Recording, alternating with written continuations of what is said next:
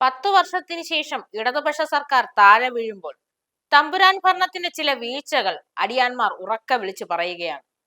അയ്യങ്കാളി ഭവനിൽ നടന്ന ഉമ്മൻചാണ്ടി അനുസ്മരണത്തിൽ പിണറായി വിജയൻ പ്രസംഗം നടത്താൻ എത്തിയപ്പോൾ മൈക്ക് ഓഫ് ചെയ്തതാണെന്ന് പറഞ്ഞ് അന്ന് പ്രശ്നങ്ങൾ ഉണ്ടായി. മൈക്ക് ഓപ്പറേറ്ററെ പോലീസ് അറസ്റ്റ് ചെയ്യുന്നു, കേസ് ഉണ്ടാകുന്നു. അത് സംബന്ധമായി മൈക്കും മറ്റു സാധനങ്ങളും കോടതിയിലേക്ക് പിടിച്ചു വെക്കുന്നു. പിന്നെ അതിൽ സംബന്ധമായി കേസ് ഉണ്ടാകുന്നു. അങ്ങനെ ഒരുപാട് സംഭവങ്ങൾ നിസ്സാരമായ ഒരു പ്രശ്നത്തിന്റെ പേരിലുണ്ടായി. ഇപ്പം ഒരു സാധാരണ മനുഷ്യൻ ജീവിക്കാൻ വേണ്ടി വന്ന് ഒരു മൈക്ക് ഓപ്പറേറ്ററായി വന്നവൻ അനുഭവിച്ച വേദനയാണ് ആ പറഞ്ഞത്. കേവലം തുച്ഛമായ പൈസയ്ക്ക് ജീവിക്കാൻ ഇറങ്ങിയ മൈക്ക് ഓപ്പറേറ്റർ അന്ന് അറിഞ്ഞു കാണില്ല തന്നെ ഇന്ന് തേടി വരുന്നത് എന്തൊക്കെയായിരിക്കുമെന്ന്. സാധാരണ ഒരു ജീവിതം നയിക്കുന്ന മനുഷ്യന് ഉമ്മൻചാണ്ടിയും പിണറായിയും തമ്മിലുള്ള പാർട്ടി പോരുകൾ പോലും മനസ്സിലാക്കാൻ സമയമില്ല.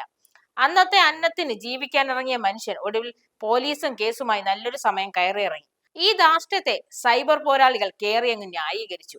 കറുത്ത വസ്ത്രം ധരിച്ചുകൂടാ, അങ്ങോട്ട് ചോദ്യം ചോദിക്കാൻ പാടില്ല, പ്രസംഗം നടത്തുമ്പോൾ ആശംസകൾ പാടില്ല തുടങ്ങി പറയാൻ സാധിക്കാത്ത തരത്തിൽ പല കേട്ടുകേൾവിയില്ലാത്ത കാര്യങ്ങളും ഇവിടെ നടന്നുകൊണ്ടേയിരുന്നു. ജനരോക്ഷമുണ്ടായ സാഹചര്യത്തിലും പാർട്ടി സെക്രട്ടറി ഉൾപ്പെടെ പലരും മൗനം പാലിച്ചു. ഞാനും എന്റെ തീരുമാനങ്ങളും അത് തുടർന്നുകൊണ്ടേയിരുന്നു. ഇടതു പാർട്ടിയാണെന്ന് പോലും മറന്ന് ഒടുവിൽ ഏകാധിപത്യത്തിന്റെ ഹിറ്റ്ലർ ഭരണമാണ് നമുക്ക് മുന്നിൽ കടന്നുപോയത്. പാർട്ടി നേതാക്കളുടെ എതിർപ്പിന് പോലും വില കൽപ്പിക്കാത്തതിന്റെ ഫലമാണ് ഇപ്പോൾ തിരഞ്ഞെടുപ്പിൽ കണ്ടത്.